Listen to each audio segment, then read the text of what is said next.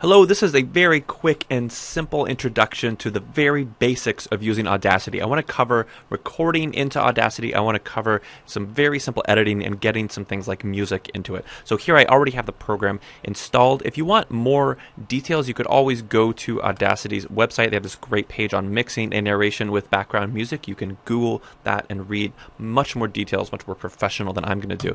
What I'm going to do first is make sure that I have already plugged in my microphone. That's really important. Audacity, if I plug the mic in after I open it, sometimes it gets a little messed up. So I'm going to plug it in and then open the program. When I do that, I can click this little thing here to choose the mic I want. You can see that my computer's like, well, I don't know, you probably want to record out of the mic that's built into the computer, right? And I'm like, no, I want to use this microphone here, the one that sounds a little bit better. So if you are plugging a microphone, and make sure you pick the right thing. Now that I've picked the microphone that I want to use, assuming I plugged one in, maybe I just want to use the one that's already built into the computer, what I like to do is do a quick little test to make sure the volume is right. I usually do that just by clicking in here, right above the mic area.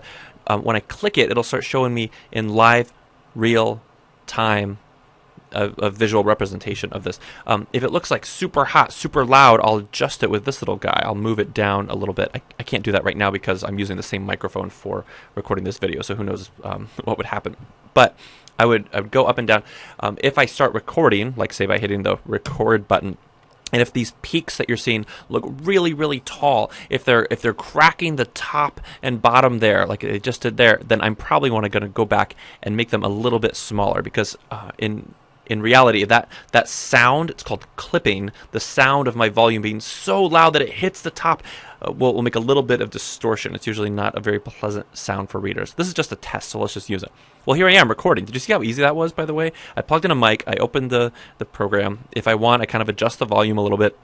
I hit record, and bam, I'm doing this in real time. Now, the obvious thing is that when I want to stop, I can stop. Okay, great. Now I have this whole thing here. If I want to see the whole thing at once, I can do this view fit in window, and now I can see by seconds, 5, 10, 15, 20. I just did about a 40-second video. I have a few options here that are really pretty simple. I'm talking about a situation here where you might want to work in some music. So before I get music in here, I want to make my volume a little bit more even. You see how in parts of it where I got quieter, it didn't go up much at all, and at times where I was louder, it was kind of up here really big. So I like to do something called compression. Now, if I hit Control A, it'll select the whole thing. I could also do that just by clicking the track, and you see it's a little darker. It's kind of like highlighting words in Word. I'm saying, hey, I want to do something to everything I just selected. If I want, I can also choose the selection tool up here and kind of select different parts. But I want to do something to this whole thing. I want to compress this whole bit. So I'm going to select the whole thing, go to Effects, go to Compressor. Now, compressor might be a weird term for you. You might not be used to it. You might see a whole lot of scary things here. Well, if you want more details about ideal ways to adjust this, you remember that page I talked here. It kind of has some suggested things. A lot of times I just leave it as default. It'll default to the thing I did last time. I'm just going to hit OK and show you what happens. Watch the visual representation. All of a sudden, it's a little more even. That part that was a little quieter there is a little louder. The part that was really loud sometimes is even a little bit quieter. And the whole thing sounds a little more even toned. Well, that's great. That means that I can put music underneath it and not be worried about the places I was talking quieter being really quiet. Okay, it's a really simple, really easy little thing to do. Select all, compress. Now, what I want to do is get some music or some sound effects or something in here. So what I'm going to do is go to some place where I have some music. Well, here's a weird piece. I'm going to drag this file into my Audacity program. And you see what happened is it literally dragged it in as a whole separate track underneath it. This is everything I just did. Remember a second ago we were kind of zoomed in a little bit more, so it took up more of the whole screen. But now this new track is playing underneath. So if I hit play, you would hear the things I said, and at the exact simultaneous moment, like say at 15 seconds, you would hear that track underneath it. Now, I'm going to zoom out a little bit. I'm doing Control and holding the roller ball on the mouse. That kind of zooms me in and out. I like that a lot. You can see that this audio track is way longer than my 40 seconds of talking. So I probably don't want the whole thing. I probably want to cut something. I might want to cut something of my narration. I might want to cut something of this audio too. So let's do it one at a time. Let's say I only want that first 40 seconds of the music, assuming that that's exactly the part I want. I'm going to highlight it. I can only do that because I chose the select tool here first. I'm going to highlight what I want. And when I've highlighted, I'm just going to hit the delete button on the keyboard. Bam, it's gone. Wow, how easy and simple. Now again, to make it easier, I can kind of zoom in and out, remember, with my control rollerball thing. Okay, so now here's my talking, here's this part. Now I might still have parts up here where I'm like, oh, I really want to delete this part. Maybe this is all a mistake. Same thing, right? I can highlight, I can hit delete. I can do that however much I want. Now, say that the music really starts getting really good right here at about this 20-second moment. And I'm like, oh, I really wish my audience could kind of hear some of that music right there. Well, what I like to do is split the track. So I put my cursor where I want it to go, and then I can go to Edit, Clip Boundaries, and Split. You see it also tells you Control-I will do it. I use Control-I so much more. Watch what happens when I hit that split. Well, barely anything. You can see there's a little bit of a line now between this. That means that, I'm going to zoom in, you can see the stuff on one side is different than the stuff on the other side. Now, if I want to accentuate that, if I want to make that a little clearer, I'm going to click up here to these tools, and I'm going to click this one that's the time shift tool. That essentially means I can drag stuff around. Let me show you what happens when I drag, when I try to click and drag on this bottom track with the time shift tool. The whole thing moves. Now I can't select things the way I used to, right? If I want to select something, I have to go back to the select tool, highlight it. But if I want to move it around, I click time shift tool, now I can move stuff.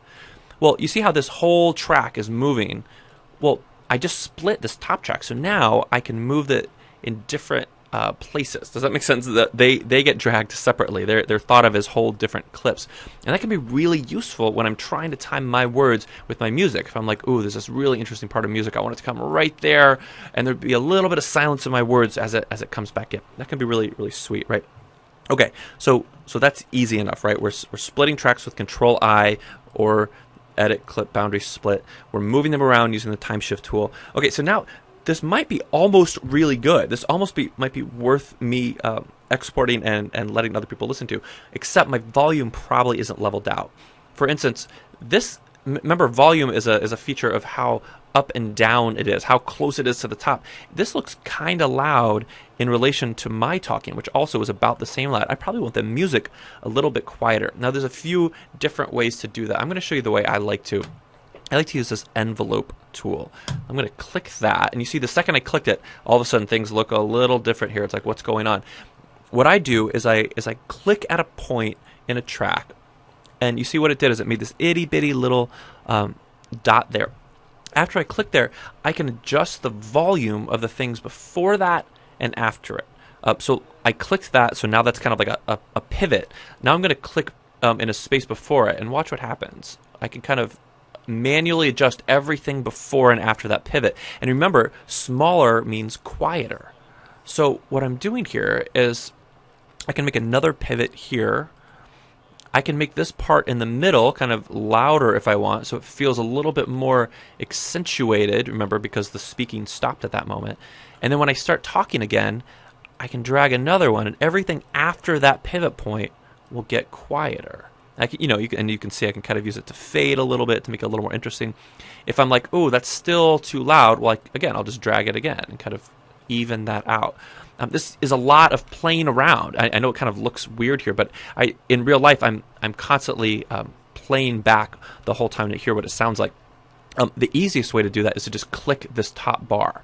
So if I'm like, I want to hear what it sounds like starting right here, you click that bar, and it'll start playing back right at that moment. Now you can't hear it because of the setup on my computer right now, but it I swear it's there, it's playing.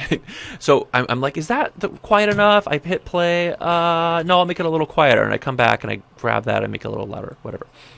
Now remember, if I want to select something, I got to go back to that select tool. I can still go back, select things on one track, on either track. You remember, click there to select the whole thing, and I could still do various effects to it, even after I've done that. It's called the envelope tool. Remember, I kind of think of it as the adjust the volume tool.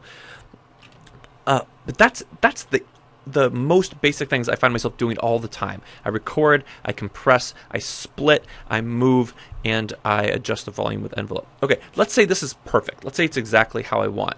I'm going to go back to the fit in window, Control F, just to kind of see the whole thing here.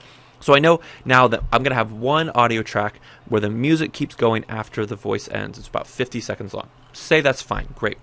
Well, there's two different ways to save in Audacity. If I hit File, Save Project As, I'm saving this whole project as an AUP file, which only Audacity can open. I'm essentially saving this as something that I can come back to later. So if I'm like, call this like test for video, then I can save this, walk away, and come back. But I can't email that testforvideo.aup file to someone. They can't open it up and be like, oh, I'm like grooving to this cool thing you made. No, it's not listenable by them yet. I need to export this first into an audio file that can be shared. So that's actually not that hard. I'm going to go to File and Export. You notice export is different than save, right? That word is on purpose. Export means I'm going to make this so someone else can listen. Now, I'm going to have some choices. The first option here is .wave. Now that's going to sound like really good quality, but it's also going to be this mega huge file that's going to be hard for me to share with anyone. And if you're doing this for my class, you might have to upload this file somewhere that doesn't let you have too many file, that might not let you upload a really, really huge file. So I'm going to click the Save As Type and pick one of these.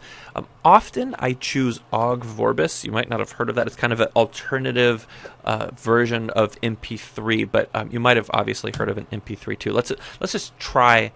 Let's try the MP3 one and kind of see what happens. I'm going to go back and put it on the desktop. I'm just going to call it Test for Video again.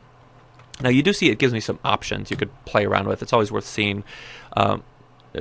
I think of the bigger this number, the better it's going to sound. Even a 320 kbps isn't going to sound. It isn't going to be the hugest file. It's still going to be much smaller than that wave. So I might as well pick the big one. I'm going to leave the rest of that. Hit OK. Now when I hit save, it's going to be like, hey, wait. These are all going to be mixed down to two stereo. Don't worry about that. Yeah, that's fine. Okay, now it automatically here is filling in some of this info with the info of the song I imported. Well, that's not right. I don't want when someone plays my new MP3 file in iTunes or something, I don't want it to say, oh, this is a track by Combustible Edison. It's called Vertigo. Well, no, it's not. This is a track by me. So I'm going to hit clear all that out, fill some stuff in here that works. Track title is Test for Video. If you don't have an album title or a track number or whatever, that's fine. Sometimes I think it's kind of cool to keep track of the stuff. I don't know. I do like audio test it, and so then later on, if I'm like, man, where's that audio test, and I have some program open that I'm using to listen to music, I use Winamp. I can search Winamp for the genre audio testing. Oh, there it is. Add comments if you want. Whatever. Leave the rest of this. Hit OK. It's going to think about it. Bam! I have my file now. So wherever it is, I saved that MP3 file. I can now share that with other people. That's it. It's really that easy. I know it looks like it wasn't that easy, but I swear it is. Get in there and play around. Give it a shot. Bye.